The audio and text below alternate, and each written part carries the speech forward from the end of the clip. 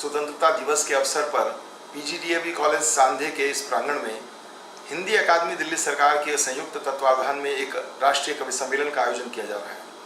आखिर कवि सम्मेलनों का क्या औचित्य होता है, इस बारे में जानने के लिए हमारे मध्य उपस्थित हैं पीजीडीएवी कॉलेज सांधे के प्राचार्य डॉक्टर रविंद्र कुमार गुप्ता जी।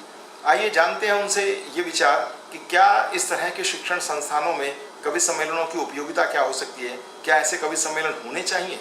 डॉक्टर साहब, आप अपने विचार व्यक्त कीजिए। सबसे पहले मैं इस स्वाधीनता दिवस के अवसर पर सभी देशवासियों को, पूरे कॉलेज के सभी विद्यार्थियों को, सभी फैकल्टी को बहुत बहुत शुभकामनाएं देता हूं। आपने कहा कि इन कवि सम्मेलनों का क्या औचित्य है एक एजुकेशनल इंस्टीट्यूशन में।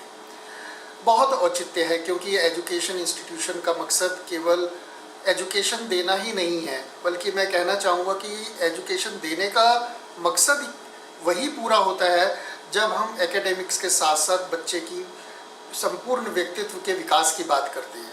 और वो जो संपूर्ण व्यक्तित्व का विकास है वो तभी संभव हो सकता है जब उसके लिए हम और दूसरी गतिविधियों का भी आयोजन करें, उसके अंदर वो भावनाएं पैदा करें, वो संस्कार पैदा करें जो उसको एक सही इंसान बनाए, एक जिम्मेदार नागरिक बनाए और पॉजिटिव सोच उसके अंदर पैदा हो।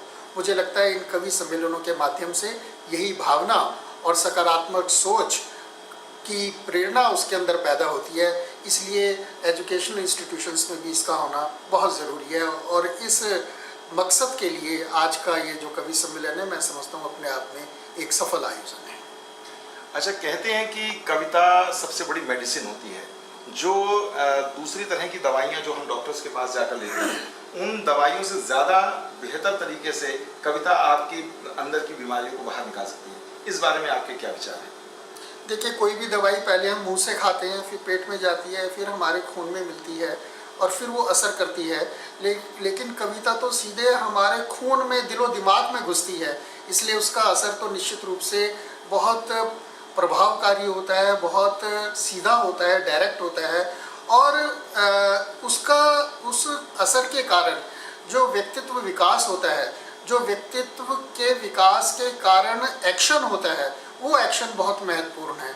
और मैं समझता हूँ ये एक पुरानी परंपरा हमारे देश की रही है कि इन माध्यमों से, कथा के माध्यम से, सत्संग के माध्यम से, कवि सम्मेलनों के माध्यम से इस प्रकार से एक जनता में जागरूकता पैदा की जाती रही है, जिससे कि समाज को सही मायनों में दिशा मिलती रहे और उस समय के जो समकालीन विषय हैं उन विषयों पर समाज में उस एकता के साथ एक एक्शन भी पैदा हो। मुझे लगता है कि यह कवि सम्मेलन उस प्रकार से बहुत एक सफल आयोजन और अपने मकसद को पूरा करने वाला है। चूँकि अवसर स्वतंत्रता दिवस का है, तो निश्चित रूप से स्वतंत्रता दिवस के संबंध में कॉलेज के प्राचार्य से ये बातें पूछना बहुत ज़रूरी है कि कॉलेज के प्रांगण में इस तरह के आयोजनों से लोगों के मन में जो जिज्ञासाएं, लोगों के मन में जो भावनाएं उत्पन्न होती है, वो किस तरह से उन भावनाओं को देखकर चलते हैं। डॉक्टर रविंद्र कुमार गुप्ता जी से इनके विचार जानते हैं।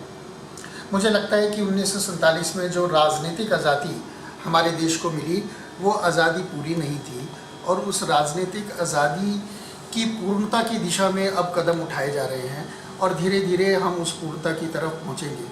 लेकिन इसके साथ साथ मैं ये भी कहना चाहूँगा, जैसे मैंने शुरू में कहा कि वो राजनीतिक आज़ादी थी, अभी भी शायद मानसिक रूप से हम पूरे आज़ाद नहीं हैं, क्योंकि हमारी सोच, हमारा माइंडसेट अभी भी बहुत कुछ, यहाँ की समस्याओं को सुलझाने के लिए हम विदेशी नज़रिया रखते हैं।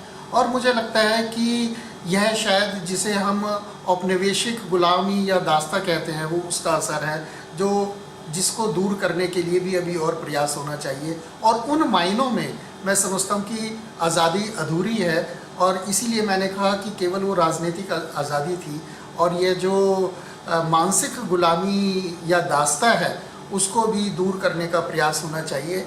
हम अपने देश के बारे में, अपने देश के तरीके से, अपने देश की परंपराओं को ध्यान में रखकर और यहाँ के समाधान ढूंढेंगे तो निश्चित रूप से हमारा देश दोबारा से ऊंचाइयों पर होगा, विश्व गुरु बनेगा।